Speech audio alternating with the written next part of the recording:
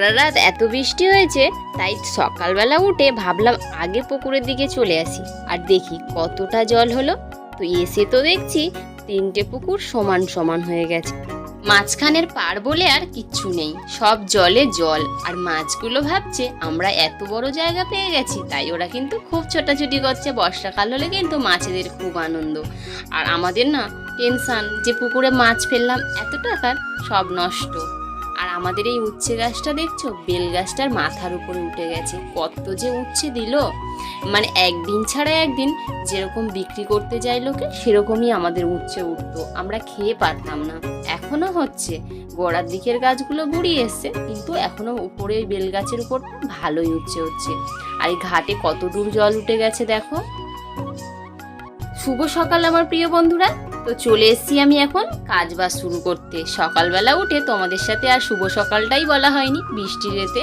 তো তোমরা সবাই কেমন আছো? আশা করছি অনেক অনেক ভালো আছো আর সুস্থ আছো। তন্ময় পাপিয়া ব্লগ চ্যানেলে ওয়েলকাম জানিয়ে আজকের ভিডিওটা শুরু করলাম।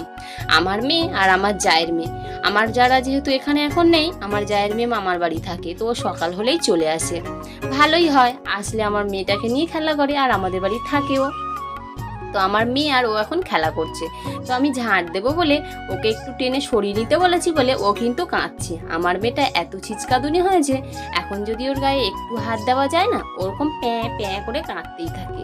তো দেখো, আমি তো ওকে সরিয়ে সরিয়ে ঝাঁটটা দিয়েই নিলাম ঘরটা। এবার চলে এসেছি বারান্দায়, আর আমার মেয়ে বারান্দায় এসে আবার হাজির। এখন কিন্তু বর্ষাকালে, তার জন্য জামা কাপড় দেখছো বারান্দায় পুরো ভরা। কি করব বলো, ওইটুকুনি ঘর বারান্দার মধ্যে আর অত জামা কাপড়। মেয়ে আছে, বুঝতেই তো পারো, টয়লেট করে। ওই যে কাপড়টা সরালাম, ওর টয়লেট মোছা কাপড়। কি করব, একটা ঘরের ভিতরে সব কিছুই রাখতে হয়। তো আমার মেয়ে এখন দেখো ঘরে পালাচ্ছে।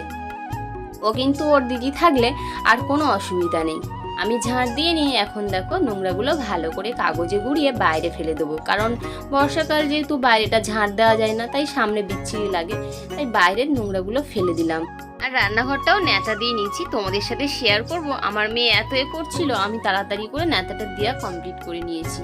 আর দেখো এখন আমার বর চলে এসছে, আর আমি সেই ক্যামেরা করতে বললে না, ও কোনোদিনও একটু ভালো করে ক্যামেরা করে দেয় না, তাই ওর পর আমি কেমন করছি, ঝগড়া করছি, কেন এরকমভাবে ক্যামেরা করো। তো দেখো এখন ছাতু ঢালছি, ওকে আমি ধরতে বলেছি ক্যামেরাটা। তাই বলছিলাম, আবার কি তুমি সেইভাবেই করে দেবে নাকি, তুমি ক্যামেরা ধরলে এরকমই করো।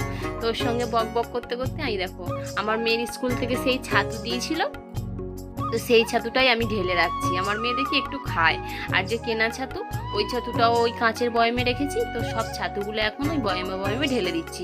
আমার মেয়ে না কিছু খেতে চায় না, খাওয়ার সময় হলে খুব সমস্যায় পড়ে যায়। কি খাওয়াবো সেটাই আমি ভেবে পাই না। ওকে তো যা দিই, একটু বিস্কুট দিলে সেটাও খাবে না, ছাতু দিলে সেটাও খাবে না, কিন্তু ভাতটা একটু খায়। তো ওর বাবা দেখো এখন ওকে একটু পেঁপে সিদ্ধ দিয়ে ভাত খাইয়ে দিচ্ছে, আমার পাত থেকে খাওয়াচ্ছে, কারণ আমার পাতেই ছিল ওর যে একটু ঝাল নেওয়া দেওয়া পেঁপে।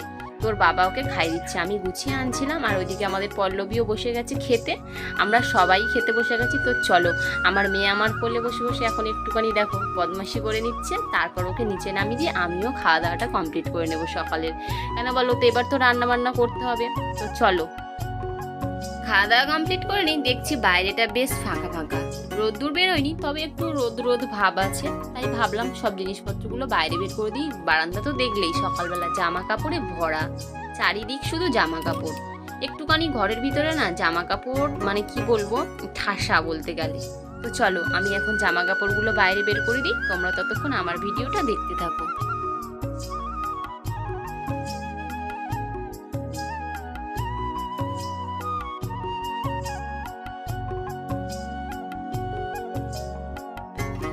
বন্ধুরা, তোমরা যারা আমার ভিডিওটা দেখছো, একটু যদি ভালো লেগে থাকে একটা করে লাইক আর কমেন্ট করে যেও প্লিজ।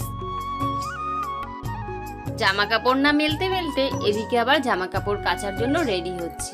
তো দেখলাম কৌটোতে সার্পও নেই, আর আমার বর তো দেখেছিল কত বড় একটা কাগজের সার্প কিনে নিয়ে এসেছিল 2 কেজি। তো সেই সার্প থেকেই সার্পটা এখন ঢেলে নিচ্ছি কাগজ থেকে। আর ওই যে বালতিটা দেখছো, ওই বালতিটাও কিন্তু ফ্রি দিয়েছিল।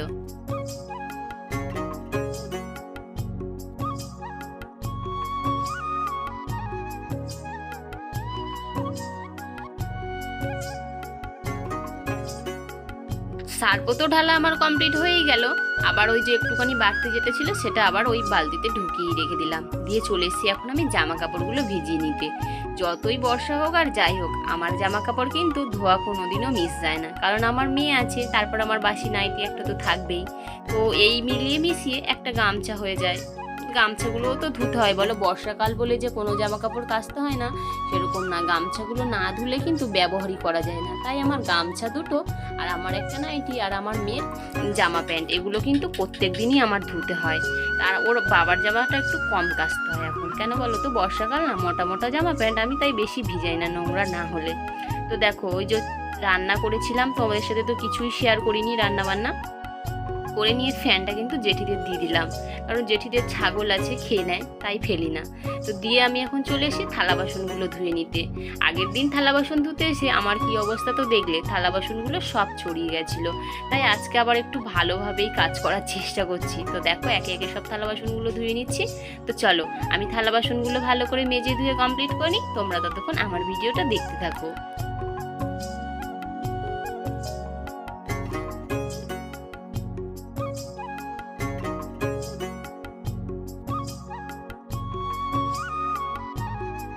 আগে যখন থালা বাসন মাজতাম কতটা নিচে বসে থাকতাম বলো তো, তোমরা তো ভিডিওতে দেখেইছো। আর এখন দেখো কোথায় বসে থালা বাসন মাজছি, উপরে চলে এসেছি। কেমন যেন মনে হচ্ছে সামনে সামনে বসে আছি, বলো পুকুর বলে মনেই হচ্ছে না। পুকুরের জল এতটা বেড়ে গেছে, কয়েকদিন ধরে এত বৃষ্টি হচ্ছে যার জন্য সব জল আর জল চারিদিক। আমাদের পাশে ওই খাল আছে, খালের জল কিন্তু আমাদের ঘরের কাছাকাছি চলে এসেছে, তোমাদের তো দেখানোই হয়নি, পরের ভিডিওতে দেখাবো। আজকে কিন্তু রান্নাটা আমি একটু তাড়াতাড়ি করবো বলে তোমাদের সাথে আর কিচ্ছু শেয়ার করিনি। তাড়াতাড়ি করে আমি রান্নাটা নিজের মতো করে নিয়েছি। ওই ভিডিও করা তারপর মেয়ে নিয়ে না অনেকটা টাইম নষ্ট হয়ে যায়, তাই জন্য ভাবলাম একেবারে খাবার সময় তোমাদের সাথে সব কিছু শেয়ার করব। এখন আমি ওই রান্না করে নিয়ে সব থালা বাসন করা যা ছিল সব কিছু এখন মেজে নিচ্ছি। তো চলো, মাজা তো আমার মোটামুটি কমপ্লিট, এবার আমরা ঘরের দিকে যাই। থালা বাসন কত হয়েছে দেখছো? আমার এই প্রত্যেক দিনই যখনই থালা বাসন মাজতে আসি এক খরা করে হয়, কেন জানি না আমার এত থালা বাসন নোংরা হয়। আমার না একটু বেশি থালা বাসন নোংরা হয়, আমি দেখেছি প্রত্যেক দিনই আমার কত থালা বাসন হয়, আর সবাই দেখি 2-4টে করে থালা বাসন মাজে। তাই আমি ভাবি হ্যাঁ সত্যি আমিই বেশি থালা বাসন নোংরা করি। তো চলো রান্নার মান্না তো কমপ্লিট, এবারে স্নান করে চলে আসছি পরে তোমাদের সাথে। স্নান করে নিয়ে ভগবানকে ডাকা সব কিছু কমপ্লিট করে নিয়ে আমরা এখন ভাত নিয়ে বসে পড়েছি। এই দেখো আজকে কিছু রান্না তেমন হয়নি, অল্প রান্না হয়েছে, তাই তাড়াতাড়িও হয়েছিল। ওই যে তুরুল আলু ডাঁটা দিয়ে ডাল দিয়ে করেছিলাম আর উচ্ছে আলু ভাজা, এই হলো আজকে আমাদের মেনু।